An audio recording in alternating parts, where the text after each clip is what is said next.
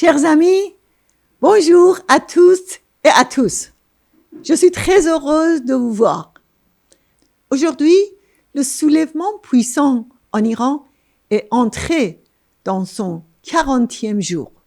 Durant cette période, l'esprit de sacrifice des jeunes et adolescents iraniens a impressionné le monde à plusieurs reprises et rapproché encore plus le régime de son renversement.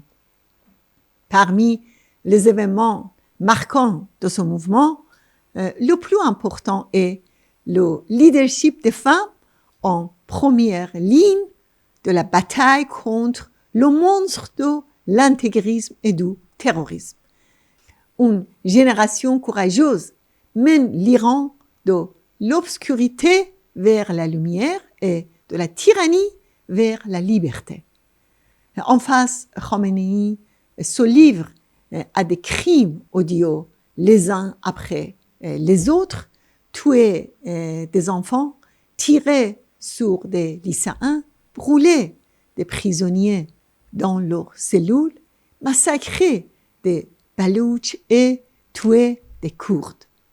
Mais le soulèvement du peuple continue.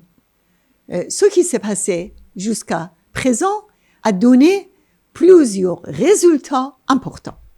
Tout d'abord, Khomeini, qui était préoccupé par les soulèvements précédents, a choisi Raisi, un des principaux responsables du massacre des prisonniers politiques, comme président, afin d'éviter les soulèvements.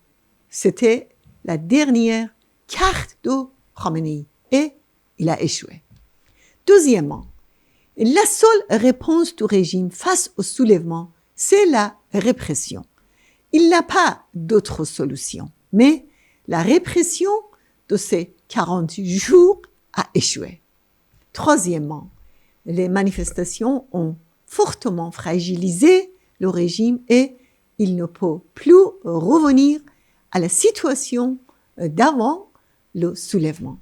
De même, la société et surtout la jeunesse ne peuvent pas revenir en arrière.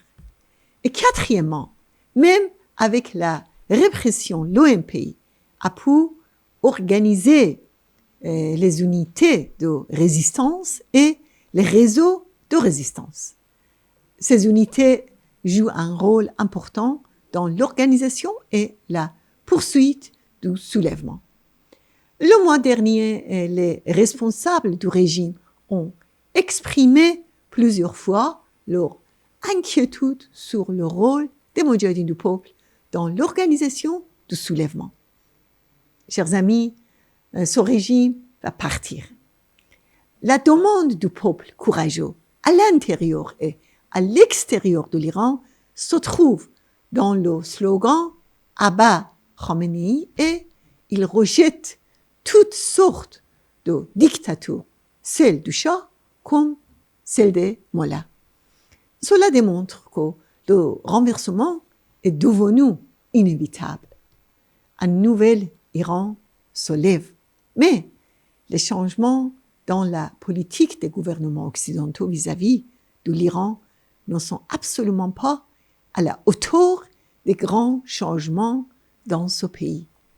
Dans une estimation réaliste, les relations des gouvernements occidentaux avec le régime iranien pendant les 4 dernières décennies étaient en faveur de la dictature religieuse et contre le peuple iranien et l'Europe.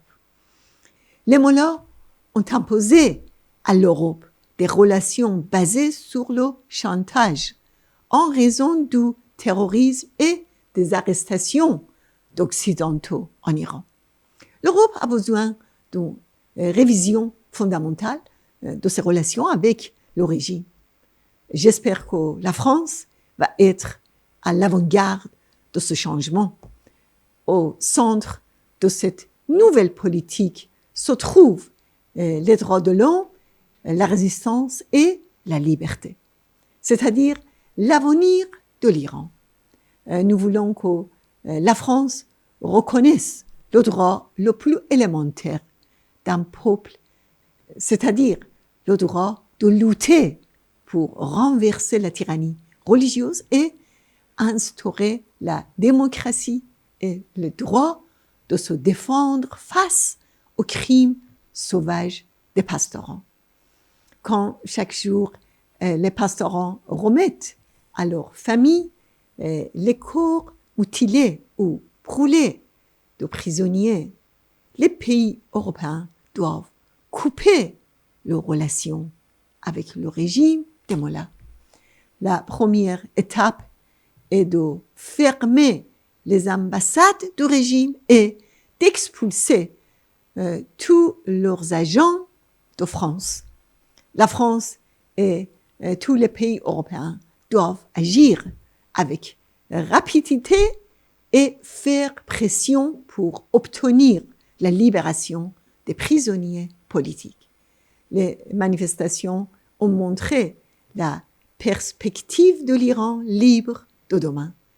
C'est un objectif pour lequel la résistance du peuple iranien a payé un prix très lourd, notamment avec 120 000 martyrs de la liberté.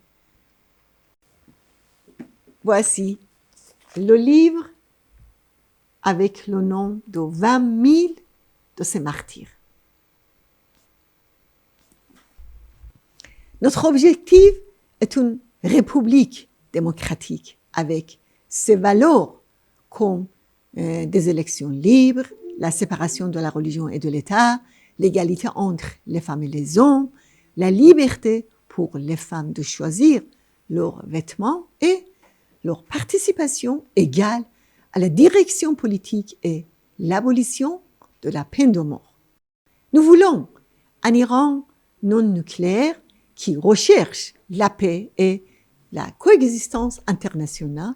Nous considérons toutes les forces républicaines qui veulent le renversement de ce régime et la séparation de la religion et de l'État comme nos alliés.